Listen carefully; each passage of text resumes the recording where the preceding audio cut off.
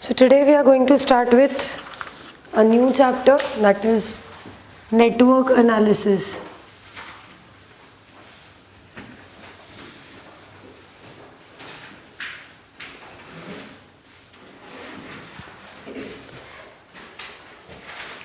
Considered to be a bit difficult topic in QT. So QT में बाकी सब तो छोटे छोटे हैं. ओनली थिंग्स जहाँ पर प्रॉब्लम आती है is learning linear programming. Learning curve का जो लॉग वाला पोर्शन है सिर्फ उतना सा थोड़ा प्रॉब्लम देता है because the students are not comfortable with logarithms. Plus this network analysis. बाकी simulation, transportation, assignment we all have done. It's very easy. Now to understand this network analysis, this is totally based on processes. Wherever we have a sequence of activities, एक activity करी, वो complete हुई, only then we'll do the second. That one completed, we'll do the third. Like that, whenever we have a sequence of activities, जिनकी वजह से हमारा production या हमारा जो भी project है वो पूरा complete होता है. After a sequence of activities. It's not कि हमने एक मशीन में रॉ मटेरियल डाला और हमें फिनिश गुड्स बन के तैयार मिल गए. ऐसा नहीं है. हमने रॉ मटेरियल डाला, उसके ऊपर किसी वर्कर ने कुछ प्रोसेसिंग करी, किसी दूसरे ने कुछ और प्रोसेसिंग करी, कई एक्टिविटीज हुई, एट लास्ट हमें हमारा फाइनल आउटपुट मिला है. That is network that is this processing जहाँ पर आती है, over there this network analysis works. हम पूरे प्रोसीजर को एक नेटवर्क की तरह ड्रॉ करते हैं.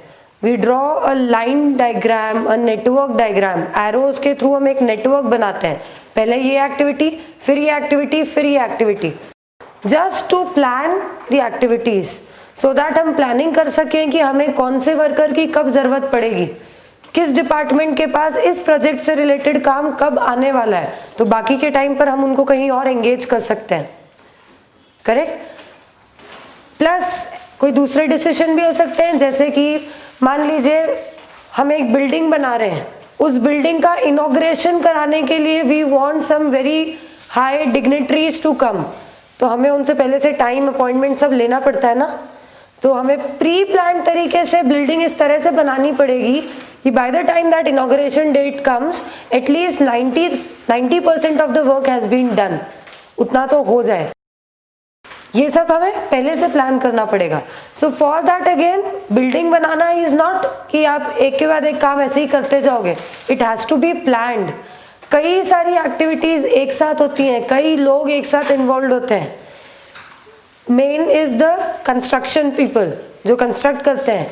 उसके बाद painting, electricians, there are many things जो फिनिशिंग के लिए आपको काम आती है. प्लम्बिंग, बहुत सारी ऐसी एक्टिविटीज होती हैं which can be done simultaneously और which can be done one after the other. उन सारी एक्टिविटीज के कंप्लीशन के बाद ही आपकी बिल्डिंग पूरी कंप्लीट होगी. अगर मुझे आज के दिन ही मान लीजिए मैं चीफ मिनिस्टर को बुलाना चाहती हूँ इनॉग्रेशन पे, तो चीफ मिनिस्टर मेरे लिए फ्री नहीं बैठा होगा ना कि मैं 15 दिन पहले फोन करूंगी कि आ जाओ और वो आ जाएंगे. एटलीस्ट 5-6 महीने पहले से मुझे अपॉइंटमेंट बुक करना पड़ेगा, एटलीस्ट मिनिमम. तो मुझे अपनी प्लानिंग उस तरह से करनी पड़ेगी कि मैं 5-6 महीने आगे का सब कुछ प्रिडिक्ट कर पाऊँ. मुझे पहले से डेट डिसाइड करनी पड़ेगी कि ये कंप्लीट मेरा कब होगा पूरा प्रोजेक्ट. जब कंप्लीट होगा उसके और से 8 डेज 10 डेज का मार्जिन लेके I will book an appointment. ये प्लानिंग पहले से करनी पड़ेगी. तो उस प्लानिंग में this network analysis will help me. हम लाइन डायग्राम के थ्रू इस तरीके से पूरे के पूरे फ्लो ऑफ एक्टिविटीज को दिखाते हैं. Like this is activity 1, then activity 2, then there are 2 activities 3, 2 and 3 जो साथ में हो सकती हैं. उसके बाद ये एक्टिविटी 4 और 5 ये भी साथ में हो सकती हैं. इनके कंप्लीशन के बाद we have activity 6. Like this we draw entire diagram for different activities. किस तरीके से हमारी एक्टिविटीज चलेंगी. एक्टिविटी 2 1 के पहले नहीं हो सकती, पहले 1 कंप्लीट होगी उसके बाद ही 2 हो सकती है. 3 कैन बी डन साइमल्टेनियसली. 3 के लिए ऐसी कोई रिक्वायरमेंट नहीं है कि पहले 1 और 2 होनी चाहिए. 3 साथ में की जा सकती है. 4 can be done only after completion of 2. Similarly 5 can be done only after completion of 3. 6 can be done only after completion of 4 and 5 both. इस तरह से हम एक डायग्राम बनाते हैं और सिस्टमैटिकली हम समझेंगे डायग्राम कैसे बनता है। जस्ट एक रफ अगर हम आइडिया दें तो नेटवर्क एनालिसिस में हम इस तरह से नेटवर्क बनाते हैं पूरे की पूरी एक्टिविटीज का, वन आफ्टर द अदर कैसे कैसे एक्टिविटीज होंगी। Okay, and then based on this diagram we take certain decisions. हम कई डिसीजंस इस डायग्राम की वजह से लेते हैं, डिसीजन लेते हैं, हम अपने लेबर फोर्स को मैनेज करते हैं। Many things we do based on this diagram. Network analysis में main part is we have two main parts, one is CPM and one is PERT. CPM is critical path management, critical path management हम पहले CPM ही पढ़ेंगे। PERT is program evaluation and review techniques.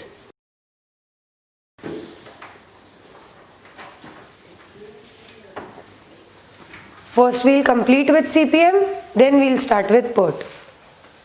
The first thing we have to learn is how to draw networks. Networks हम बनाएंगे किस तरह।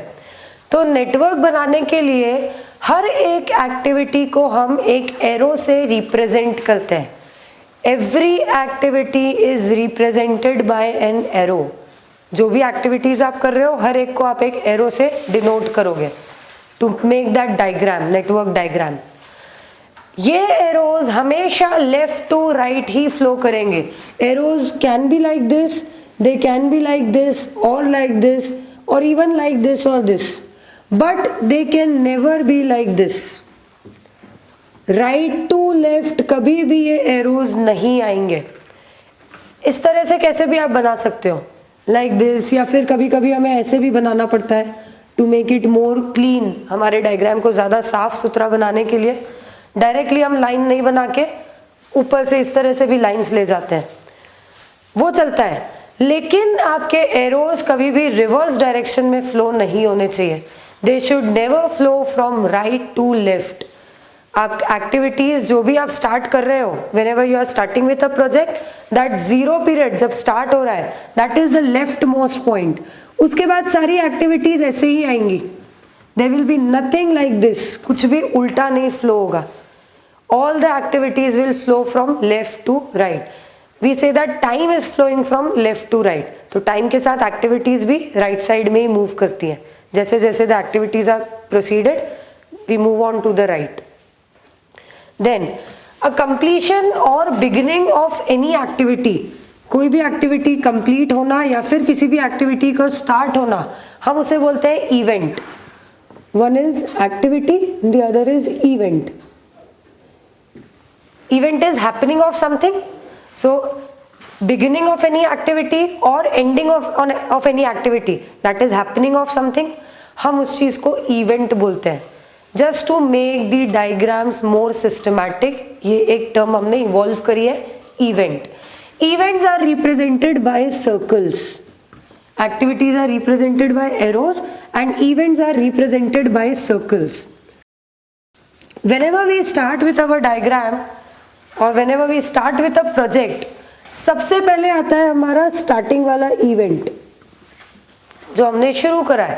Project पे काम करना हमने स्टार्ट कर दिया, so that is our first event. हमने स्टार्ट कर दिया है काम करना, the initial activities have now begun. ये हमारा पहला इवेंट हो गया। अब इस इवेंट से जो भी एक्टिविटीज आपकी इनिशियल है, मान लीजिए A and B are the initial activities, so they will flow from this event. हमने स्टार्ट कर दिया, ये इवेंट हो गया। जैसे ही स्टार्ट हुआ, दो एक्टिविटीज हम शुरू कर सकते हैं। Both of these activities A and B, they are not dependent on any other activity. इनके पहले किसी भी एक्टिविटी का कंप्लीट होना जरूरी नहीं है, ये अपने आप में इंडिपेंडेंट है। सबसे पहली एक्टिविटीज हम इन दोनों से शुरू करेंगे। Completion of this activity will be another event, completion of this activity shall be another event. ये भी अपने आप में इवेंट्स होंगे। ये एक एक्टिविटी कंप्लीट हो गई, दूसरी एक्टिविटी कंप्लीट हो गई, so something has happened, activity complete हुई है, दीज आर अगेन इवेंट्स। इसके बाद यहाँ से again some new activities can start up. C and D.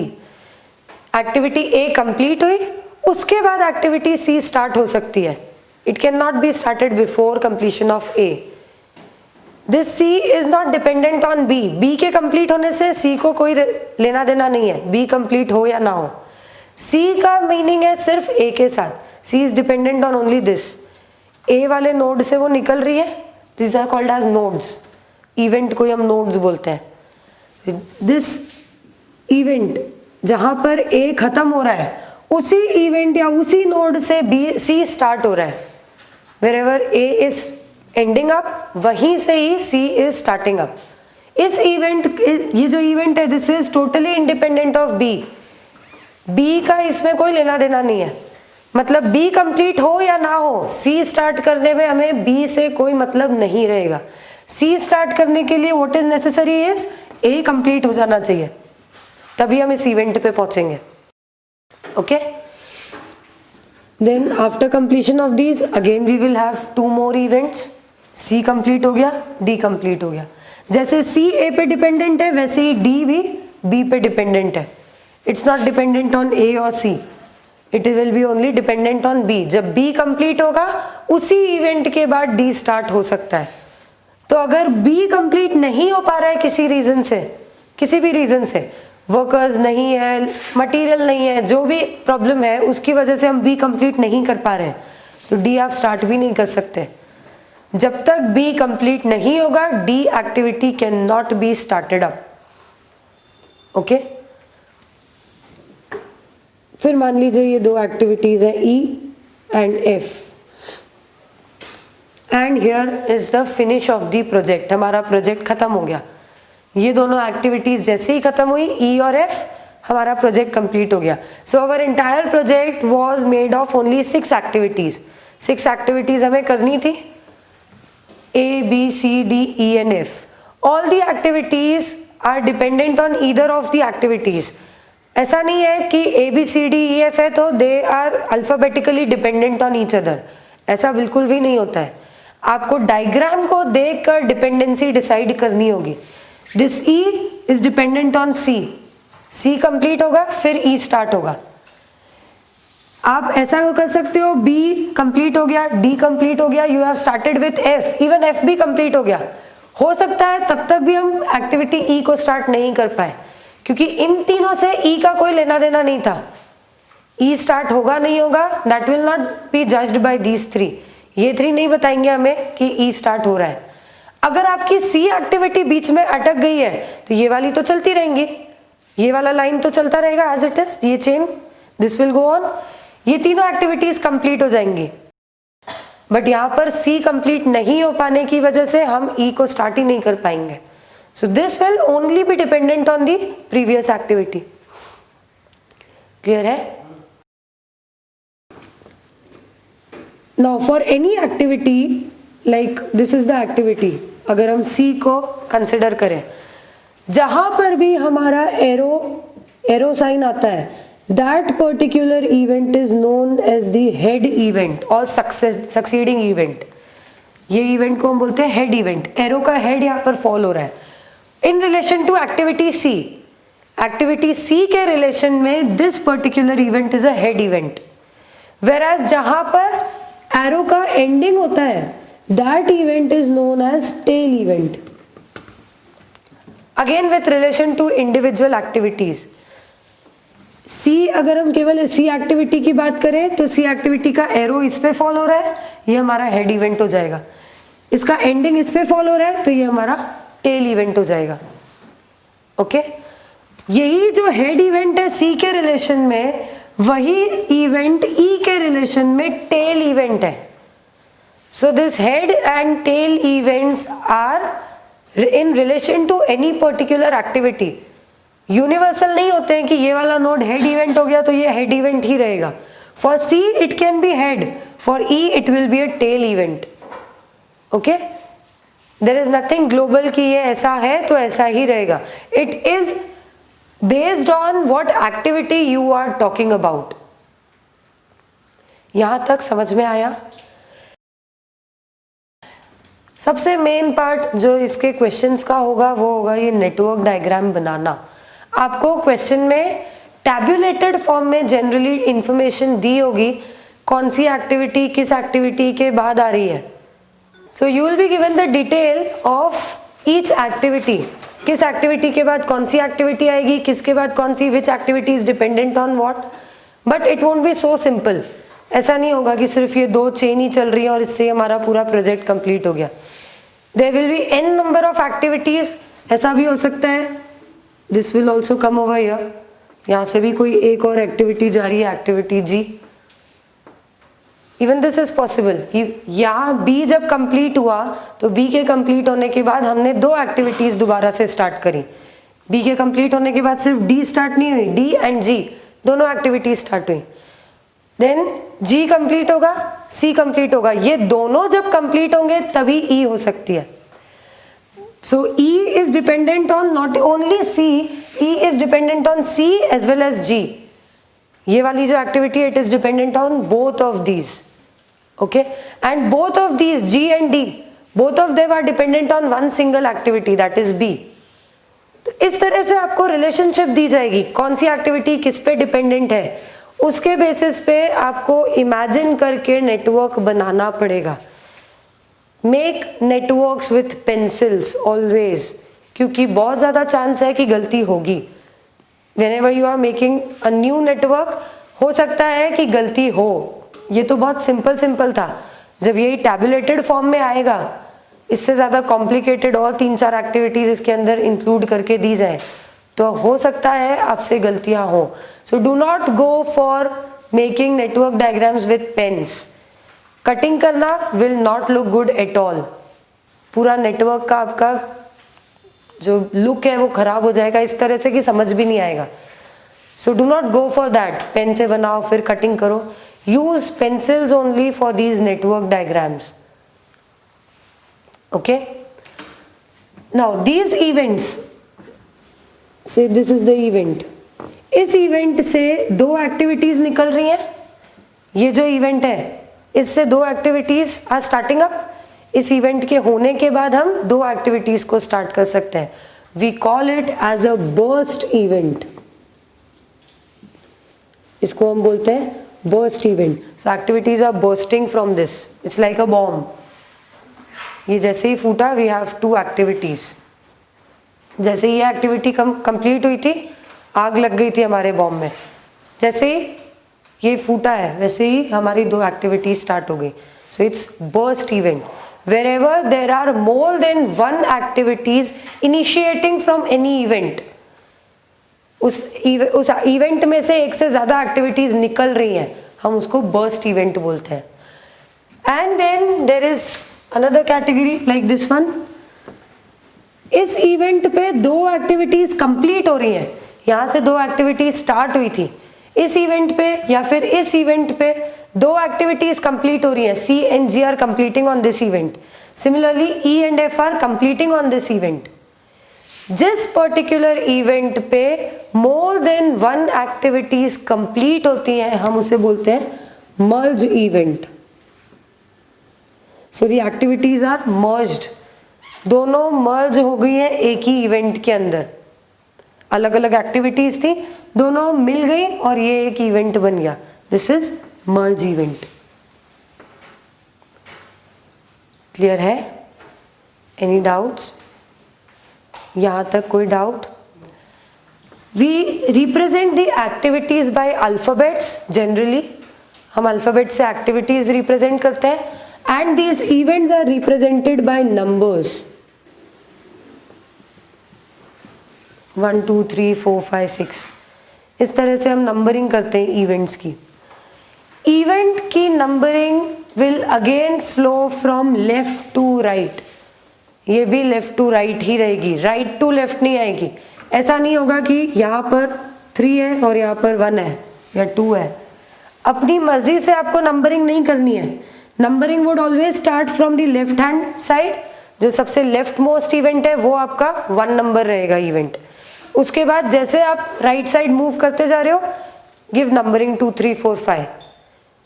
बीच में कहीं भी किसी को भी कुछ नंबर नहीं करना है. इट्स नॉट इसको 1 बोल दिया, इसको 2 बोल दिया, इसको 3 बोल दिया.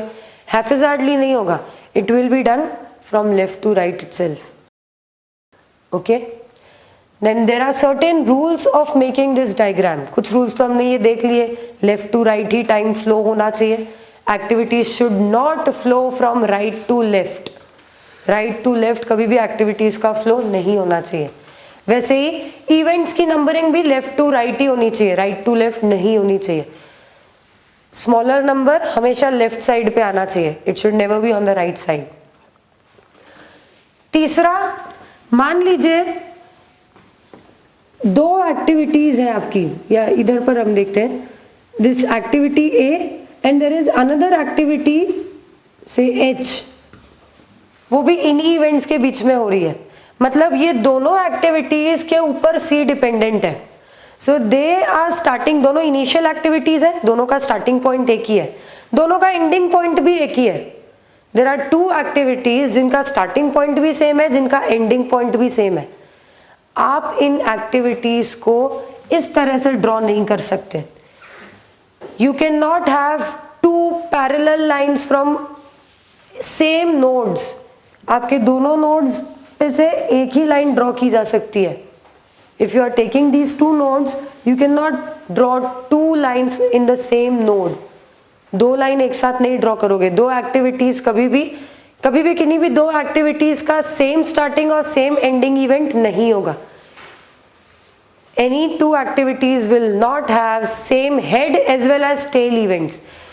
केवल हेड इवेंट सेम हो सकता है, केवल टेल इवेंट सेम हो सकता है, बट दोनों हेड इवेंट भी वही हो, टेल इवेंट भी वही हो, ऐसा कभी भी नहीं होगा. ओके, तो फिर हम इन एक्टिविटीज को किस तरह से डिनोट करेंगे? We will use dummy activities. हम डमीज को यहाँ पर यूज करेंगे. डमीज मतलब, क्योंकि हमें एक्टिविटी तो करनी है, ऐसा तो कोई रूल हो नहीं सकता जो हमें ये बोले कि नहीं दो एक्टिविटीज आपकी एक साथ की नहीं जा सकती. वो तो प्रैक्टिकली हमें करना ही है, सिर्फ ड्राइंग के पर्पस से, ताकि चीजें क्लियर हो, कहीं पर भी मिक्सिंग नहीं हो जाए, मेसअप नहीं हो जाए. सिर्फ उसके लिए हम ये रूल्स बना रहे हैं कि हम क्लियरली देख पाए फ्लो ऑफ एक्टिविटीज को. अगर एक साथ यहाँ दो दो लाइन बना दोगे तो कुछ भी समझ नहीं आएगा. सिर्फ इसलिए ड्राइंग के पर्पस से वी आर डूइंग दैट. तो ड्राइंग के पर्पस से what you should do is, आपकी ये एक्टिविटी आप इधर लाओ, activity H. Okay, this activity let it end on some other node. इस नोड से यहां तक make a dummy. Dummies are called as D1, D2, D3, इस तरह से हम डिनोट करते हैं. This is a dummy activity. Actually ऐसी कोई एक्टिविटी है ही नहीं, ऐसी कोई एक्टिविटी हम करने वाले नहीं है. सिर्फ ड्राइंग के पर्पस से हमने इसको इंट्रोड्यूस किया सो दैट हमारे ये दो नोड्स अलग अलग हो सके. ऐसा नहीं हो कि ये दोनों नोड सिमिलर हो जाए तो हमारी ये पैरेलल लाइन बन जाए, ए और एच सेम 1 से स्टार्ट हो और सेम 2 पे ही एंड हो. डुप्लीकेशन ना हो. These activities are called as duplicate activities. Same head same tail event के अंदर ही दो एक्टिविटीज हो रही हैं, डुप्लीकेट एक्टिविटीज हम बोलते हैं. डुप्लीकेशन नहीं हो उसके लिए हम ये इंसर्शन करते हैं डमी का. So we will make an extra event जहां पर ये एक्टिविटी हम अज्यूम करेंगे कि ये इस इवेंट पे खत्म हो गई, और उस इवेंट से यहां तक एक डमी लाइन आ जाएगी. This will be dummy activity. इसमें कोई टाइम नहीं लगेगा, कोई कॉस्ट नहीं लगेगा. It will consume 0 time, 0 rupees, कोई मनी भी नहीं लगने वाला है. सिर्फ लिखने के लिए आप ये डमी डाल रहे हो so that you can now identify both of them separately. A अलग है और एफ अलग है, कहीं से भी मिक्स नहीं हो रही एक्टिविटीज. क्लियर है? This is to avoid duplication. Okay. Second rule is, another rule is, you will never intersect in two activities. कभी भी दो एक्टिविटीज के बीच में इंटरसेक्शन नहीं होना चाहिए. मतलब क्या, मान लो मैं बोलूंगी 2 से 5 तक मुझे एक और एक्टिविटी कंडक्ट करनी है. There is one more activity which will start from this event and it will end till to this event. अब जब मुझे ये स्टार्ट करनी है तो this activity should come like this. 2 से 5 तक ऐसे ही आनी चाहिए ना एक्टिविटी. लेकिन ऑलरेडी मेरे पास एक्टिविटी जी थी, उसके ऊपर this line has now intersected. This activity I has now intersected. Intersection हो रहा है. Again intersection will lead to confusions. Intersection को अवॉइड करने के लिए हम ब्रिजिंग का यूज करते हैं. There is a concept of bridging. We will make bridges. जब भी इंटरसेक्शन होगा हम ब्रिज बना के ब्रिज पे से निकल जाएंगे. ब्रिज कैसे बनाएंगे? Simply like this. So this is one activity going on. G, हमने उसके ऊपर एक ब्रिज बना दिया और आई ऊपर से जंप करके निकल गया. It is not crossing this G. जो एक्टिविटी आई थी उसने जी को क्रॉस नहीं किया है. It has jumped up. उसके ऊपर से जंप करके निकल गया है. Okay, this is how we avoid intersection. Next rule is we never make curves in activities. कभी भी आपकी एक्टिविटीज ऐसे ऐसे ऐसे तो क्या जा ही नहीं सकती है. इस तरह से किसी भी तरह से there will be no curves made. Curving कभी भी नहीं होगी. The activities will be only by straight lines. We will draw them only using straight lines. They can be vertical, they can be horizontal, they can be diagonal. Lines हम कैसे भी बना सकते हैं बट स्ट्रेट लाइन्स ही होनी चाहिए. Clear है? These are certain rules for making this network diagram.